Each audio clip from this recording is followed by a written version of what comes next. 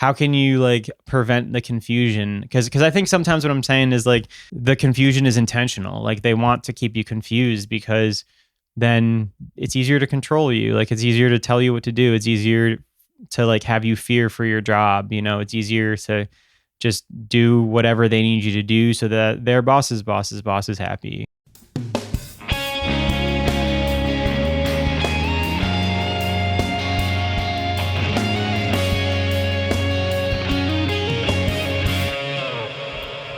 Hello and welcome to episode 99 of Working Towards Our Purpose. In today's episode, we're going to talk about how to stop feeling confused at work.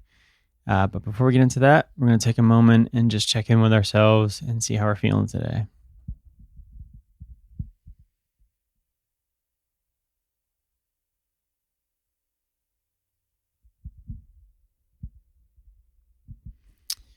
Alrighty, hopefully you got a second to slow down, check in. I'm feeling pretty good. Got to play some music before this, so that always is helpful for me.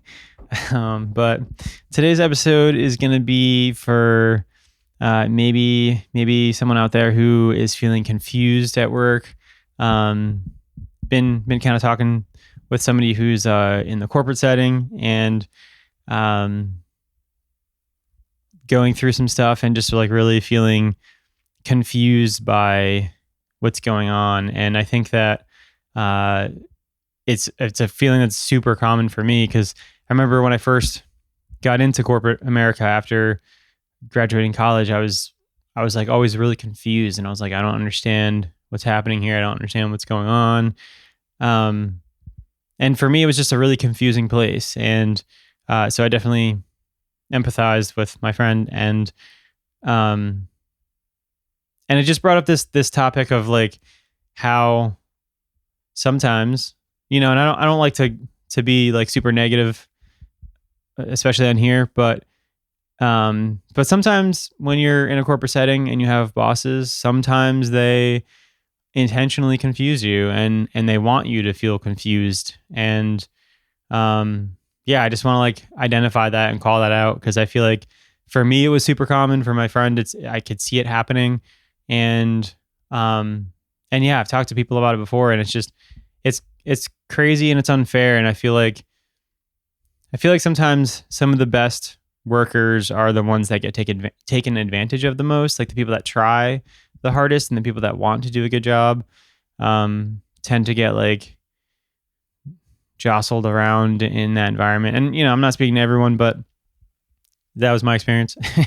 and I see it sometimes. Like it doesn't even really have to be in a corporate setting, but like just like good employees and people who like are trying to do well often tend to be like the ones that get picked on and like treated unfairly, and it bums me out. Like I hate it. I hate seeing bad bosses, and there's so many of them out there, unfortunately.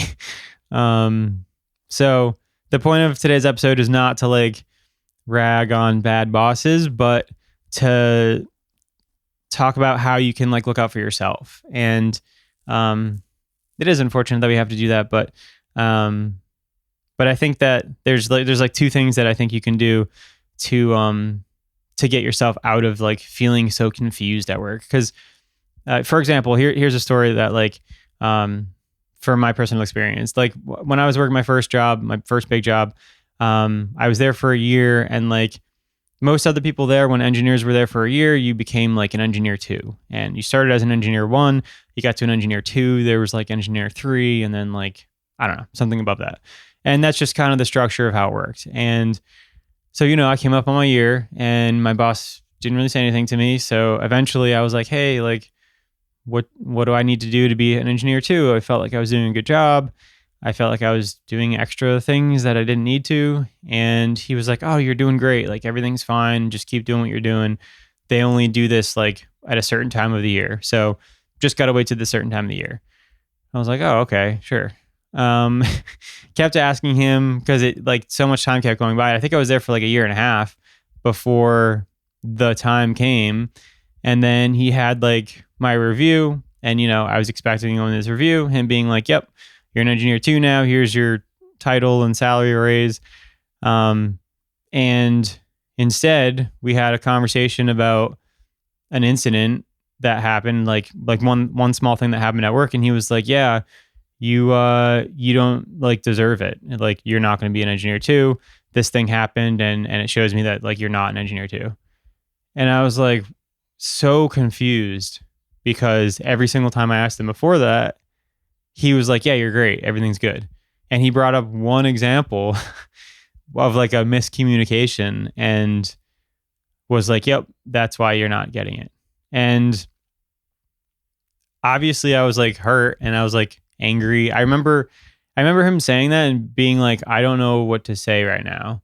And I don't even really remember it very well. I think I just got quiet and like probably looked angry. And then we left the meeting and we never communicated about it. Like I don't think I ever expressed to him that I was angry. Cause for me it takes a minute to process things.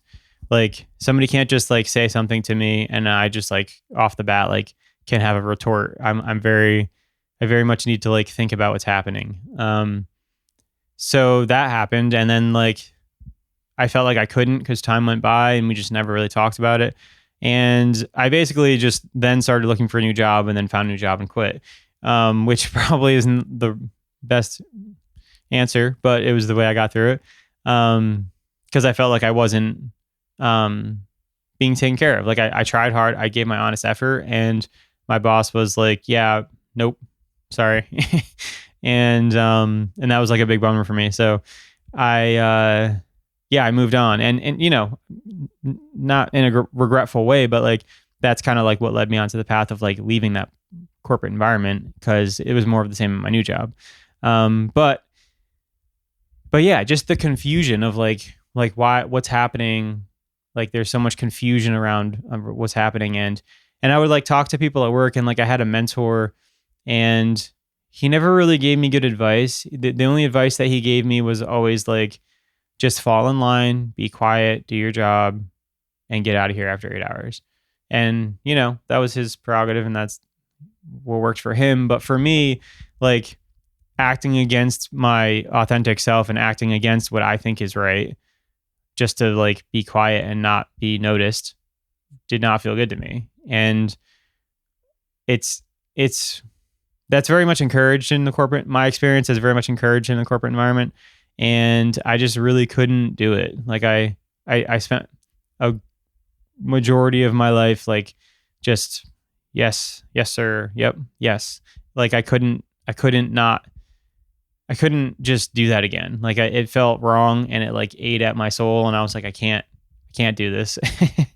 um but I'm getting off track here, but like what I'm trying to get at is like if you are in that environment, like how can you like prevent the confusion? Because I think sometimes what I'm saying is like the confusion is intentional. Like they want to keep you confused because then it's easier to control you. Like it's easier to tell you what to do. It's easier to like have you fear for your job. It's easier to just do whatever they need you to do so that their boss's boss is happy. And yeah, it just confusion runs rampant. Rampant. However you say that word, rampant. I don't know. There's lots of confusion in the corporate setting environment, and just maybe even in jobs in general. But with bosses that maybe are tough. But the two things that you can do to like prevent this from yourself, because like there was so much gaslighting in my experience, in my friend's experience. Like I think the first thing to do is just to like write everything down. And this seems unnecessary, but like I think it's helpful. Like, because if I were to write down like things that happened with my boss right after they happened, what happens is you get those actual feelings out. So like, because the first day happens, you're angry, you're upset, you're all these feelings. And then the day goes by and then you're like, well, okay, maybe it wasn't that bad. And then somebody says something to you and he's like, well, he's a good guy. Like he's not that bad. And then all of a sudden, like you're gaslighting yourself and you're like, well, I was just overreacting. Like it wasn't that big of a deal. And like, this is how that stuff festers. And like, it's extremely frustrating. Like I know that feeling so deeply. And so to prevent that, you write down how you feel, because then 2 days goes by, people are trying to convince you that like he's a good guy, she's a good girl, whatever. That you start gaslighting yourself. But if you can read down what you wrote, you could be like, well, wait a minute, I was actually pretty upset here. And some of the things that were said were like mean, abusive maybe, or like unfair, like, I don't know, all kinds of things. Because like having an accurate representation of like what happened will help you, because then the next time when you have another meeting and like, well, I didn't say that, or I didn't mean that. Like you can have evidence and you can be like, well, actually you did say this. And it helps for you going and preventing like just being confused. So I think writing things down sort of like gives you a history, and it also validates your feelings. So if somebody is trying to gaslight you, you can look back and read where you were at that day, and you can be like, well, no, actually that did hurt my feelings, and I did feel like it was unfair. So there's that. And then the second thing that you could do to help yourself from feeling confused at work is talk to a third party that's outside of your company. Because I think a lot of times people at the company will like try to stick up for the boss, or maybe it's that, or maybe they have their own, motives, and they want to be, they're also in that workplace. They're also in that maybe bad environment. So it's like they're doing what they can to get through it. And oftentimes it can be invalidating you and your experience, or confusing you even more. So like talking to somebody completely outside of it, like, and this is helpful because like I've done this with friends before, like where they're saying like, hey, this is what my boss did today. And like, am I crazy? Like, is this terrible? And I can be like, that sounds like unfair. That sounds like they're doing something that is unfair to you. And it's easier, it's because I don't have any affiliation with the company. I don't know the boss. I don't know whoever. So it could be helpful to talk to people like outside of the corporate bubble that you're in. And yeah, so I don't know, hopefully that's helpful. I just felt like I wanted to talk about this feeling of confusion, because I always had this feeling of confusion when I was in corporate. I just never understood how things worked. And I say this story all the time, but like when I first got into corporate and started asking too many questions, my mentor got a piece of paper and he drew a briefcase on it, and he wrote common sense on it, and he gave it back to me, and he was like, here, put this in the bottom drawer all the way in the back. Never take it out when you're here. And that's just like the epitome of like my experience in corporate. And yeah, I don't want you to feel confused. Because it's isolating. It feels like you're alone. It feels like you're crazy. I'm here to say that you're not. And it's a challenging environment. Some people figure it out, and that's great for them.